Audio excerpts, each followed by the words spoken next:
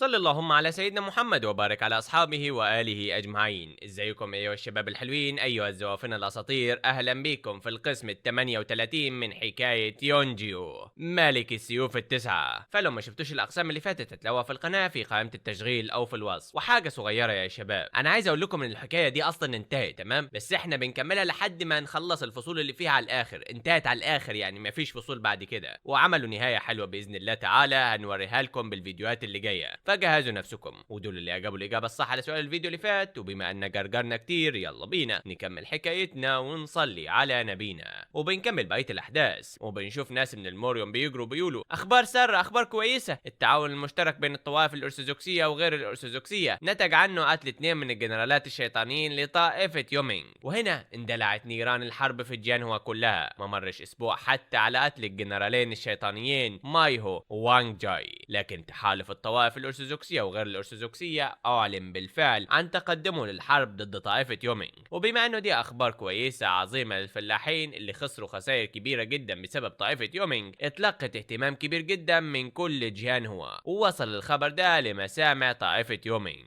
وبكده شددت طائفة يومينج من دفاعات كل فروعها. لكن ملك السيف العائد نام جونج بيوك والأعضاء التانيين للسادة القتاليين العشرة الطوائف الموحدة، وكمان النجم الصاعد الجديد لجيان هو يونجيو احبط دفاعاتهم بلا اي قوة ليهم عليه. ما شافش حد زي ايام القمة دي في جيان هو حتى الان. وبعد رؤية افعالهم الروح المعنوية لقوات التحالف بلغت عنان السماء، وبكده بقت قصصهم اساطير بتحوم حوالين جيان هو. بعد هزيمة جنرال شيطاني بنفسه بلغت شهرة يونجيو بالذات مسامع عدد لا يحصى من الناس. يوم بعد يوم هتفوا له الناس وشجعوه اكتر. نتيجة تأثيره انهمر مختلف الناس اللي كانوا عايزين يشاركوه في التحالف ده، مما ادى لنموهم المستمر. حاليا لما قفلت طائفة يومين كل فروعها وجمعت قوتها في مقراتها المعروف بوادي الموت استعدادا لمعركتهم النهائية ضد التحالف المتشكل للأرثوذكسيين وغير الأرثوذكسيين. وبعدها بنرجع على مكان وبنشوف شخص بيقول هجوم، خصومنا مجرد اتباع، ما تخافوش وقاتلوا، عندنا افضلية في العدد،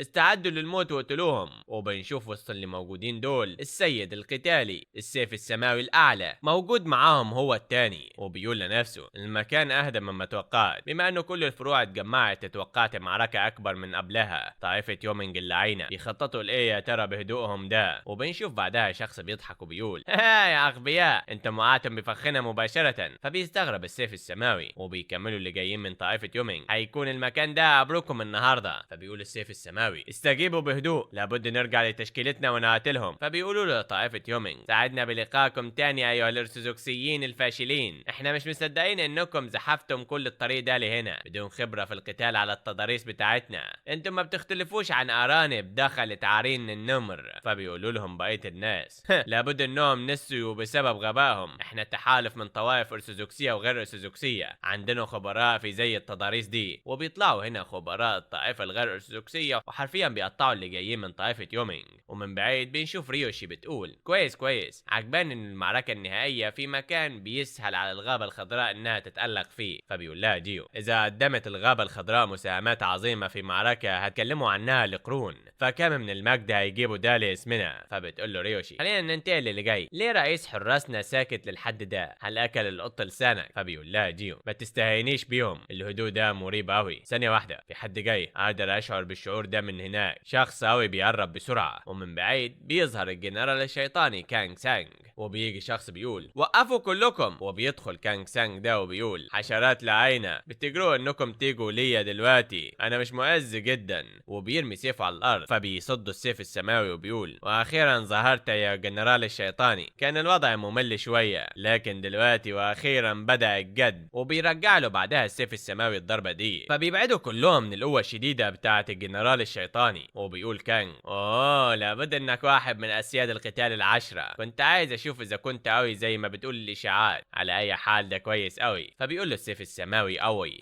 مش هتعرف حتى مدى قوة السادة العشرة القتاليين، انت اهدرت حياتك كفنان قتالي. وبيهجم بعدها كانغ على السيف السماوي ولكن السيف السماوي بيضربه ضربة بتبعده. فبيقول له هو اوه افتكرت انك مجرد كتلة هواء فاضية، لكن باين انه اقوى 10 فنانين قتاليين تحت السماء مختلفين بجد. فبيقول له السيف السماوي فنونك القتالية اللي بتعتمد على قوة غريبة يستحيل انها تشكل تهديد لي، ولكن هنا بيظهر كانج قوة شديدة جدا وبيقول: هل مش بتظن انك بتتعجل في استنتاجك ده بعد تبادل هجوم واحد؟ انا ما وريتكش حتى قوتي الحقيقية. وبيضرب بعدها ضربات قاطعة كبيرة جدا على السيف السماوي اللي بيقول: مش هيحقق لك الهجوم ده اي حاجة امتى ما قدرت، بسيط قوي. وبيصدها كلها السيف السماوي وبيقدر يخترق جسد كانج وبيوقعه على الارض. وبيقول له السيف السماوي: اللي سمعته الناس دوك بيمتلكوا قوة خارقة، بيتخذوا هيئة غريبة لما تكون حياتهم على المحك. لازم تكون دلوقتي بتتحول لما كنتش عايز تموت يعني. اما انك تهاجمني بكل ما عندك من قوة او تجيب شوية كمان من الجنرالات الشيطانيين هنا، فانت مش هتقدر حتى توصل لصوابع رجليا. فبيقولوا المحاربين: دي قوة السيف السماوي الاعلى، حتى الجنرالات الشيطانيين ما عندهمش فرصة قدام السيف السماوي. فبيقولوا اعضاء طائفة يومين: لعنة، هل دي نهايتنا؟ لسه مستحيل انه يتهزم جنرال شيطاني بالسهولة دي. فبيقول السيف السماوي الاعلى: هل مش عارف ان المنتصرين في المعركة دي امرهم محسوم بالفعل؟ استسلم قدام القوة العظيمة وبس وانسحب. فبيقول له كانج: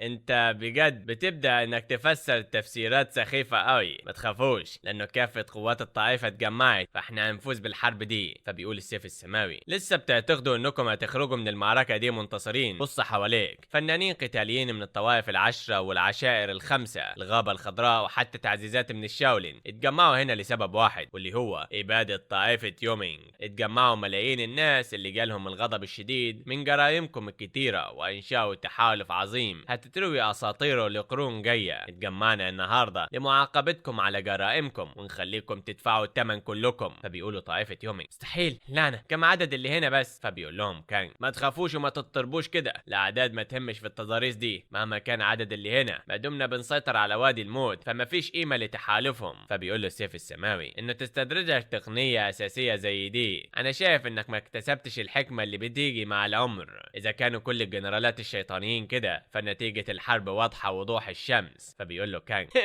كنت بسيرك وبس، دلوقتي نسيت قدرك وبتتنمر عليا. فبيتفاجئ السيف السماوي وفجأة بتيجي ضربة قوية جدا من كانج بتكون على وشك تصيب السيف السماوي الا انه بيبتعد عنها. وبيقول له كانج: ايه، هلا تقدر تصد دي كمان، لكن خليني احذرك، محدش نجا بعد اصابته بالهجوم ده ابدا. وبيحصل بعدها انفجار كبير جدا من ضربة كانج وبنشوف كانج بيقول: لازم ان اقول ان انت مش سيء ابدا، كان ده هو هجومي النهائي، لا اكاد اصدق انه كان في شخص هنا قادر يصد دي. فبيقول له السيف السماوي: تماما زي في الماضي لسه بتستخدموا حيل تافهة ضد خصومكم، هل مش عارفين اعضاء طائفة يومينج ادنى احترام لخصومهم؟ فبيقول له كانج: وليه ممكن يهم ده في قتال حياة او موت؟ سواء كنت بتسلك الدرب الصالح او الشيطاني، من الاقوى اهم من قيمة مملة زي اللي انت بتقولها دي. وفوق كده ما بدأتش استخدام حيلي لسه، انت احصل على الفرصة دي علشان تاخد نظرة عشان تحقق الانتصار الحقيقي على الشخص انه يعمل اي حاجة في سبيل انه يفوز، لانه قانون الغابة هو القانون الحقيقي للعالم اللي احنا عايشين فيه ده. وبيضرب بعدها شعلة بالهواء. فبيقول السيف السماوي: وميض اللي بيخططوا ليه يا ترى، سواء فوق او خارج الوادي، بيقع تحت سيطرة التحالف، لازم يكون الهجوم المفاجئ مستحيل، فايه الغرض من الوميض ده؟ وبيبصوا كلهم للوميض وبيقولوا: ايه اللي بيعنيه الوميض ده؟ وفي الثانية دي بيضرب واحد من الاشخاص شخص تاني وبيقول له الشخص اللي اتضرب: ليه ممكن تعمل كده؟ فبيقول له الراجل: هل لسه باين لك كحليف دلوقتي؟ وبيبداوا ناس كتيرة جدا يخونوا التحالف. فبيتفاجئ السيف السماوي من المنظر اللي قدامه وبيقول: هو ايه الشيء اللي بيحصل ده بالظبط؟ انا ما بقتش عارف اي حاجة. ايها القذرين، انتم حطيتم الكثير من الجواسيس بين صفوفنا. فبيقول له كانج: مش انتم الاغبياء لانكم افتكرتوا ان الامور هتكون بالسهولة دي، التصرف بالجراءة دي بسبب مجرد تحالف وكده. هل صدقت بجد ان كل شيء يمشي زي ما خططتم؟ دلوقتي فرصتكم، بينما صفوفهم في فوضى عارمة، اذبحوهم كلهم يا طائفة يومينج. وبيهجموا اعضاء طائفة يومينج على التانيين. فبيقول لهم السيف السماوي: ما تخافوش، اقتلوا الخونة بسرعة وارجعوا لصفوفكم. فبيبداوا كل واحد يبص للتاني مين هو الخاين. وبيقول السيف السماوي بنفسه: لعنة، بالوقت اللي وحدنا فيه قوتنا ووحدتها ضرورية قوي، فقدوا كل ثقتهم، هتكون الامور خطرة على الشكل اللي احنا فيه ده. وبيقولوا طائفة يومينج: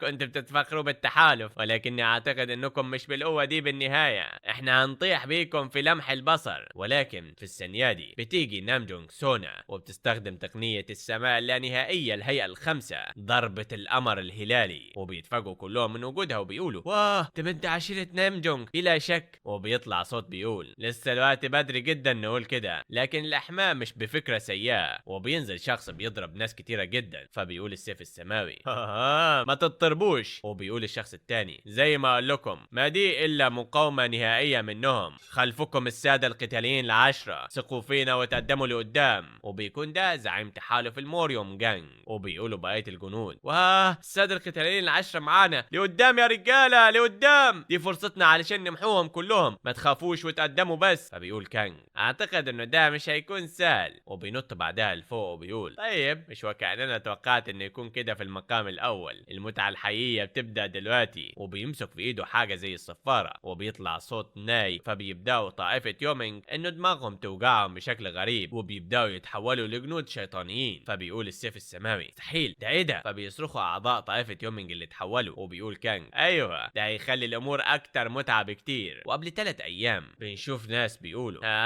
كل هنا عندهم شيء مذهل للتفكير ان انا اشوف الكثير من الفنانين القتاليين في مكان واحد. ده بيعني بس انه الكل بيبذلوا قصارى جهدهم لهزيمة طائفة يومينج. خلينا ننتهز الفرصة دي عشان نبيدهم كلهم من الموريوم. وبنشوف شخص بيقدم اللوحة بتاعته. فبيقول له راجل تاني ثانية واحدة انا اروح للحمام شوية، ممكن تيجي تقف مكاني. فبيقف الراجل مكانه وبيروح علشان يكلم صاحب اللوحة وبيقول له في مشكلة. فبيقول له الراجل الخطة ماشية كويس، دسيت الكثير من الجواسيس بين المتقدمين بالفعل. فبيرد الشخص تاني انا عارف ما تقلقش كتير، انا جيت بس هنا عشان اقدم هدايا من الجنرالات الشيطانيين للي هيلعبوا الدور المهم في المعركة النهائية دي. فبيقول له الراجل المرتشي بجد هل ده صحيح؟ فبيدي له الراجل التاني كيس كده وبيقول له ده اكسير هيعزز الشيء الخاص بيك في لمح البصر، هيساعدك شوية لو خدته. فبيقول له الراجل المرتشي اكسير زي ده موجود؟ انا ممتن بجد، هل انت واثق ان انا هاكل حاجة زي دي؟ فبيقول له الراجل التاني طبعا، فانت هتلعب دور عظيم في المعركة. فبيقول له الراجل الاولاني في الحالة دي مش هرفض. وبنرجع بعدها للحاضر وبنشوف دماغ الراجل المرتشي ده واللي موجود اصلا في المعركة بدأت توجعه هو التاني وبيتحول. وبيقولوا هو على وشك التحول، هل ممكن الاكسير اللي خدته وقتها هو اللي عمل كده؟ وبيتحول فورا لجندي شيطاني. فبيقول جانج كنت عارف انهم اوغاد ماكرين، لكن للتفكير انهم استخدموا حتى اتباعهم زي البيادق وبيهجموا الجنود الشيطانيين. فبيقولوا الناس لعنة اتحولوا الجنود الشيطانيين لوحوش، اهدوا كلكم. ومن بعيد بنشوف بطلنا على وشك انه يدخل المعركة وبيقول اللعنة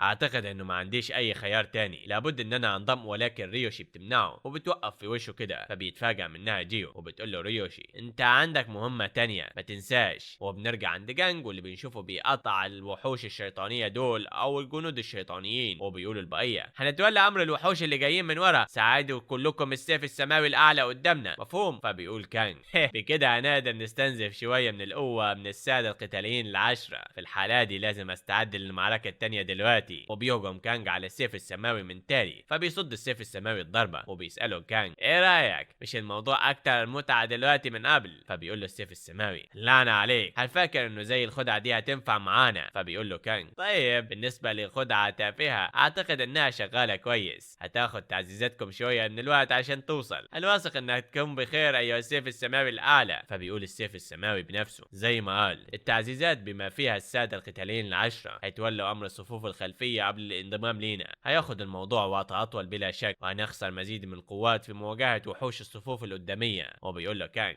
باين انك غارق بالتفكير فجأة، احسن قوي لو استعنت بيا. وبيقدر انه يضرب ضربة قوية جدا للسيف السماوي بتجرحه. وبيقول له كنت في غاية الجرأة قبل كده، هل ده كان مجرد تظاهر منك؟ بص لحالتك المثيرة للشفقة دلوقتي، انا الجنرال الشيطاني الوحيد المشارك حتى الان، لكن تحالفكم وكمان سادتكم القتاليين الكتيرة لا يمكنهم يعبروا الوادي الواحد ده، حتى لو هاجمتونا في اعداد كبيرة مش هتقدروا انكم تهزمونا ابدا. وبالثانية دي بنشوف سونا نامجونج هي بتتدخل وبتنزل على الارض زي ابوها ملك السيف وبتبدا تقطع بالوحوش الشيطانية. وبيقول كانج بنفسه البنت دي قوية جدا، ما سمعتش اطلاقا عن ست شابة بين السادة القتاليين العشرة. يونجيو ولد احمر الشعر، فمين دي يا ترى؟ فبيقول السيف السماوي بنفسه بنت عاشرة نامجونج، سمعت انه لقبها هي زهرة التخاطر، لكن ما خطرش ببالي اطلاقا انه مهارتها رائعة كمان. وبتتقدم سونا وبتقطع ذراع واحد من الجنود الشيطانيين وبعدها بتحوله لاشلاء بضربة واحدة. فبيتفاجئ السيف السماوي وبيقول لنفسه هل ممكن يكون ده سيف طرد الارواح المعروف بكونه اثر للمخلوقات المقدسة؟ ازاي هو بايدها يا ترى؟ وبنرجع عند سونا اللي بتقطع بالوحوش اكتر واكتر. وبعدها بنشوف جانج بيقول مذهل بجد. فبيقول له بيوك اللي جاي من وراه ايه رايك في مهارات بنت القتالية؟ فبيقول له جانج عندي ايه علشان اقوله تاني، دي عبقرية بتستحق لقب اعظم شخصية في تاريخ عشيرة نامجونج. كنت بتساءل ليه مررت فن سيف ابادة الشر لبنتك مش لابنك. ابنك يا ملك السيف، لكني فهمت دلوقتي. فبيقول له بيوك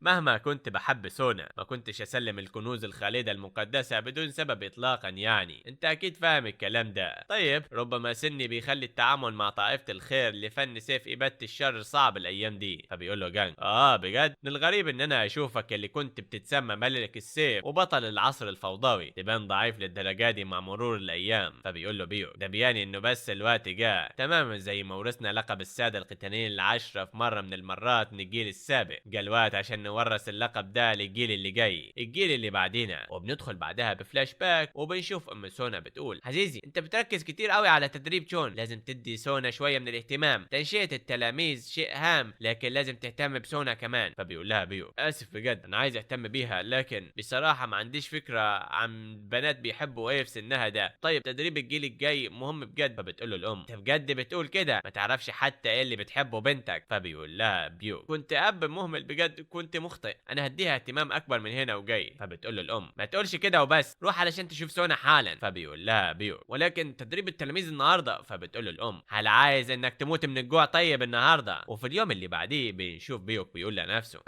جربت كل ما اقدر اعمله امبارح لكني لسه مش قادر اعرف اهتمامات سونا، اذا فاضل شيء واحد ان انا اجربه. وبعدها بنشوف بيوك بيقول فالجو بارد مش كده سونا، بصفتك بنت عشيرة قتالية لازم تتعلمي على الاقل اساسيات تقنيات عشيرة نامجون. ايوه عشان استقرار الذهن والصحة البدنية، الهيئات الاساسية سهلة وبسيطة لعلمك وكده. وبيبدأ بعدها بيوك يعمل الحركات القتالية قدام سونا وبيقول لنفسه يا الهي انا اب غبي جدا، ما اظهرتش سونا اي اهتمام بالمبارزة اطلاقا، عشان كده بالطبع مش هيعجبها شيء زي ده. ولكن بيتفاجأ بيوك لما بيشوف سونا بتعمل المهارات وبيقول لنفسه هو ايش الشيء ده؟ فبتقول له سونا قادر اعمل حاجات زي دي يا ابي. فبيقول لها هو ازاي؟ فبتقول له هي شفتك بتعلم اخي جون، وبنعرف انه سونا امتلكت موهبة فطرية في المبارزة، موهبة بتتجاوز ملك السيف بيوك بمراحل شديدة، ربما اعظم موهبة في كامل تاريخ نامجون. وبيقول بيوك هكذب لو قلت ان انا ما شعرتش بشوية من الغيرة. مع ذلك مع مرور الايام ما اظهرتش اي اهتمام فعلي بالفنون القتالية، بل لا بل لازم بي ان انا اقول كان الموضوع وكأنك مش مبالية ابدا لكل حاجة، ما اجبرتكش على التدريب ابدا، كان جزء مني الان لكن ما كانش عندي اي خيار تاني، ما دمت سعيدة كان ده كافي بالنسبة لي كوالدك. الاضافة لكده كان وقت مسالم اكتر من غيره، رغم ده وقت السلام ده ما دامش لوقت طويل. جون يونا اللي انضمته للخطوط القدامية في حرب طائفة يومينج. وبنروح لذكرى تانية لما بيكون نامجونج بيو بيحاول انه ينقذ اولاده لما كانوا في هجومهم على مايهو وانج جاي، وبيقول لنفسه لو خسرتكم كمان انتم هنا انا مش هكون استفدت اي حاجة. وبيطلع حاجة وبيقول قرص الباغو لرصد الشياطين بيستجيب بقوة كبيرة، اذا بالتأكيد لازم وجود شيء بالطريق ده. وبعدها بيتسلل وبيقول لنفسه حالة السيف المألوفة دي كانت سونا ورفاقها بيكافحوا بشجاعة ضد الجنود الشيطانيين ال 12 بتقنية سيف عشيرة نامجونج المتقدمة. الروح الشرسة جوه ضرباتها للحظة بدل وقت متجمد. معرفتش ايه اللي دفعك انك تبقي بإرادة صلبة زي دي، لكن بصفتي فنان قتالي زيك ازاي ما اشعرش بالفرح من شوفة موهبتك بتتفتح متفوقة على موهبتي حتى. وبنرجع بعدها للحاضر وبنشوف ريوشي بتقول هل شفت قلت لك انك مش مضطر تنزل على فكرة. فبيقول لا بطلنا بالظبط. فبتقول له ريوشي مهارة الآنسة الصغيرة ديك مرعبة، كل ضرباتها حادة وبيقشعر ليها الأبدان. فبيقول لها جيو بالظبط لطالما هي كانت الافضل سونا نامجون. وبنشوف بعدها بيو بيترمي سيفه وبيقول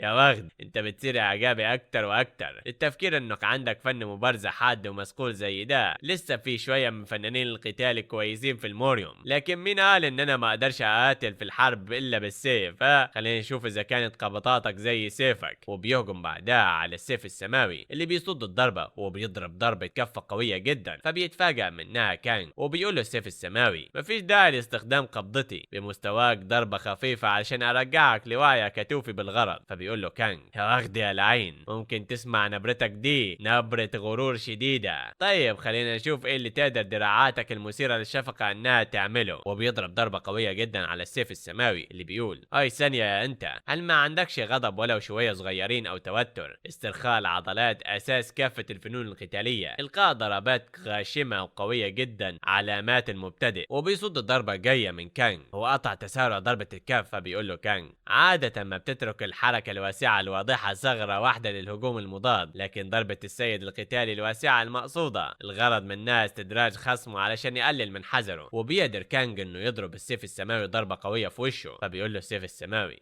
قلل الهجوم ده من شوية كل حاجة، تقنية قبضتك اضعف بكتير مما توقعت، فن مبارزتك وقبضتك مخيبين للامال بجد. فبيقول له كانج اذا كان ده صحيح فليه جسدك مليان دم؟ كفاية مقاومة واستسلم بالفعل مهما تحالفتم مع ناس تانيين، فباسم زعيمة الطائفة العظيمة هيفضل العالم يغرق في الدم. مع ذلك مهاراتك القتالية عجبتني، عشان كده لو استسلمت دلوقتي هخليك تابعي. فبيقول له السيف السماوي ايه بتدعي النصر بالسرعة دي؟ ده الخطة الأساسية ما بدأتش. هل افتكرت انه جيان هو هتواجهكم وهي مش مستعدة؟ احنا عارفين انكم انتم اللي جبتونا لهنا لإعاقة وتشتيت تحركات التحالف، عاملين انكم تحطمونا من جوه، لكنكم نسيتم حاجة واحدة بس، عندنا ملك جبال بصفنا. وبعدها بنروح عند الملك الشيطاني المدمر سيوك وبنشوفه بيتسلق جبل وبيقول يا إلهي ده جرف شديد الانحدار، بجد واعر وخطير زي ما بتقول الشائعات. مع ذلك مر وقت طويل من لما تسلقت جبل، خلينا نطرد طائفة يومينج بالزخم ده. فبيقولوا له اتباعه سيدي أرجوك على مهلك شوية، مش أنا وبس بل كافة الجنرالات بتوعنا بيعانوا مع المنحدر. فبيقول لهم سيوك كفاية سخافات يا رجالة، عشان الغابة الخضراء العظيمة تسلق زي ده شيء زي لعب الأطفال، ما تقولوليش إنكم ما تعلمتوش حاجة من جلسة التدريب الجهنمية السبع. فبيقولوا له هم طبعا لا. فبيقول لهم سيوك أنا في العمر ده ولسه عندي حيوية جديدة، لكنكم يا صغار ما تجاوزتوش السن ال40 لسه، وبتتكلموا على حاجات زي دي مثيرين للشفقة. آخر حد بيوصل ما بينكم هيخوض تدريب جهنمي وصعبة أكتر من قبل بكتير، عشان كده اتحركوا وأنهوا التسلق ده. وبيقول لنفسه فاضل 15 دقيقة على بداية الخطة، وعدنا قوات التحالف إن احنا هنوصل للقاعة الرئيسية لطائفة يومين قبل الظهر، هنجتمع مرة تانية ونضرب من ورا، لكن القاعة الرئيسية تكون مليانة بزعيمة الطائفة وجنرالات الشيطانيين الكبار بفضل الكنوز المقدسة، ممكن يضاهيهم في المعركة، لكن هتفضل أكبر مشكلة هي استيقاظ الجنرالات الشيطانيين. كلهم يقدروا يفعلوا كوارث طبيعية فريدة عن استيقاظهم، أي أحد ما بيملكش كنز مقدس ممكن يموت فورا. احنا وصلنا أبكر بكتير من المتوقع. كويس هستكشف المنطقة المحيطة الأول وبعدها انطلق. وبيلاقي بعدها مكان في وشه وبيقول ثانية واحدة، مش ده معبد لعبدة الملوك؟ ليه في ضريح زي ده في مكان هنا؟ ده غريب، حديقة مش كويسة للتضاريس الجبلية ومش ملائمة ليها. هل ممكن يكون قصر راحة زعيمة طائفة يومينج؟ إذا كان الموضوع كده فده معقول، فالمكان ده بتحيطه حاجة غريبة. وبيوصل بعدها سيوك عند بنت صغيرة وبيقول هو ايه اللي بتعمله بنت صغيرة زي دي؟ هل ممكن يكونوا أوغاد طائفة يومينج دول بيخططوا عشان يبعتوا مجرد طفلة للمعركة؟ كمان دول أكتر جنون مما افتكرت. ايه اللي بيحاولوا يعملوه بالبنت الصغيرة دي؟ ولكن اللي ما كانش سيوك عارفه انه البنت الصغيرة دي هي هتكون اكبر مخاوفه بعد كده. فيا ترى ايه اللي هيعمله سيوك؟ ايه اللي هيعمله التحالف؟ وليه بطلنا ممنوع من التدخل دلوقتي؟ كل ده واكتر من احداث اسطورية هنعرفها في الاقسام اللي جاية من حكاية يونجيو ملك السيوف التسعة. اما عن سؤال حلقة النهاردة فهيكون كالاتي: ايه اسم بنت زعيم الغابة الخضراء سيوك؟ اللي هيجاوب صح على السؤال ده هيطلع تعليقه معانا في بداية الفيديو اللي جاي. وبس كده يا شباب، ما تنسوناش من اللايكات، الاشتراكات، ما تنسوش تصلوا على الحبيب المصطفى عليه افضل صلاة والسلام. شكرا على المشاهدة والسلامات.